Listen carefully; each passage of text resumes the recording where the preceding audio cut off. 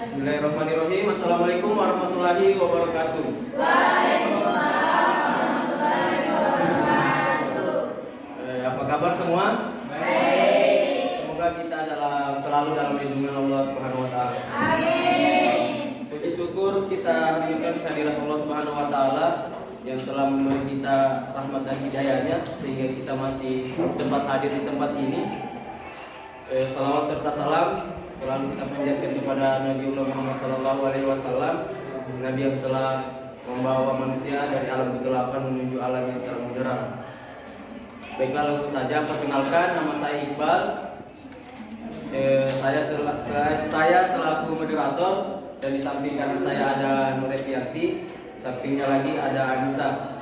Kami dari kelompok 5 akan memaparkan materi yaitu teori-teori pemungutan pajak.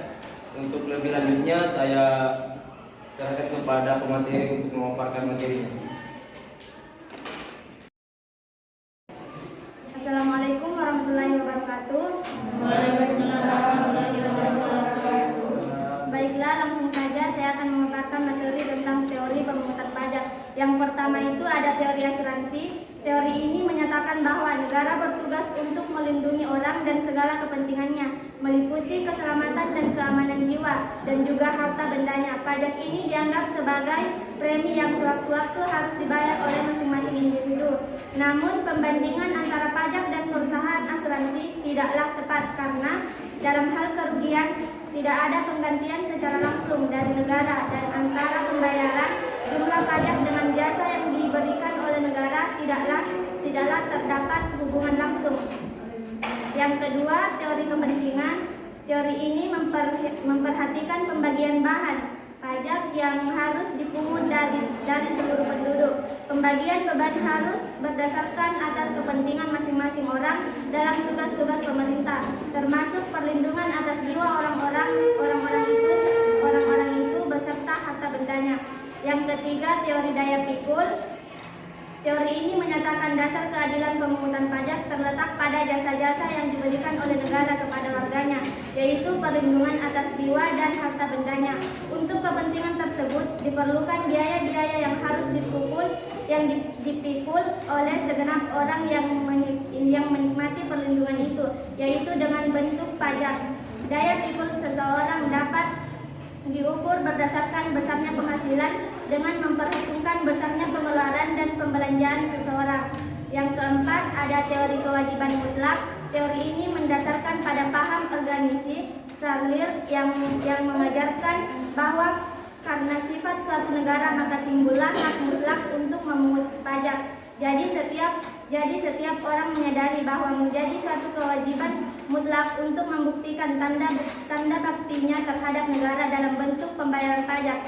Yang kelima, ada teori asas gaya beli. Teori ini menyamakan fungsi pemungutan pajak dengan pompa, yaitu mengambil gaya beli dari rumah tangga dalam masyarakat untuk rumah tangga negara, kemudian menyalurkan kembali ke masyarakat dengan maksud untuk memelihara hidup masyarakat dan untuk membawanya ke arah tertentu. Penyelenggaraan kepentingan masyarakat inilah yang dapat dianggap sebagai dasar keadilan pemungutan pajak. Kedua, tata cara pemungutan pajak itu ada 3. Yang pertama, stelsel nyata, yaitu pengenaan pajak didasarkan pada objek dalam kurun penghasilan yang nyata, sehingga pemungutannya baru dapat dilakukan pada akhir tahun pajak setelah penghasilan yang sesungguhnya diketahui. Yang kedua, stelsel anggapan, yaitu pengenaan pajak didasarkan pada suatu anggapan yang diatur undang-undang. Misalnya, penghasilan suatu tahun dianggap sama dengan tahun sebelumnya, sehingga pada awal tahun pajak sudah dapat ditetapkan besarnya pajak yang terutama untuk tahun pajak berjalan. Yang ketiga, stelsel campuran, yaitu stelsel ini merupakan kombinasi antara stelsel nyata dan stelsel anggapan. Pada awal tahun, besarnya pajak dihitung berdasarkan suatu anggapan. Kemudian pada akhir tahun, besarnya pajak disesuaikan dengan keadaan yang sebenarnya. Yang ketiga, syarat pemungutan. Ada 5. Yang pertama, pemungutan pajak harus adil atau syarat keadilan. Yang kedua, pemungutan pajak harus berdasarkan undang-undang atau Yang ketiga, tidak mengganggu perekonomian atau syarat ekonomis. Yang keempat, tidak mengganggu perekonomian atau syarat ekonomis. Dan yang terakhir, tidak mengganggu perekonomian atau syarat ekonomis. Yang keempat, sistem pemungutan pajak ada 3. Yang pertama,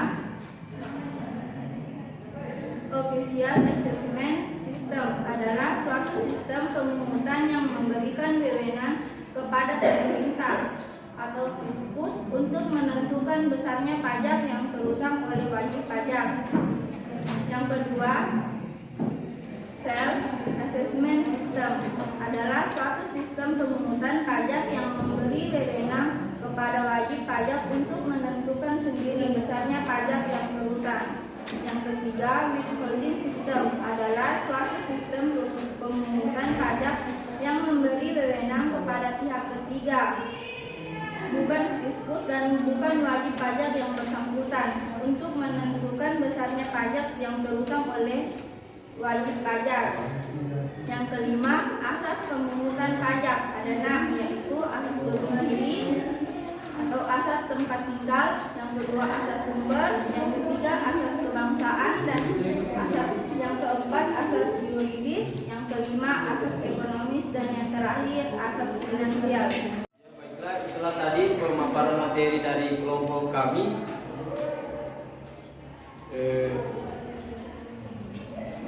Baiklah, kita lanjut saja di via YouTube. Baiklah, mungkin cukup sekian pemaparan materi pada hari ini. Lebih dan kurangnya mohon dimaafkan. Wabillahi taufiq wal hidayah. Wassalamualaikum.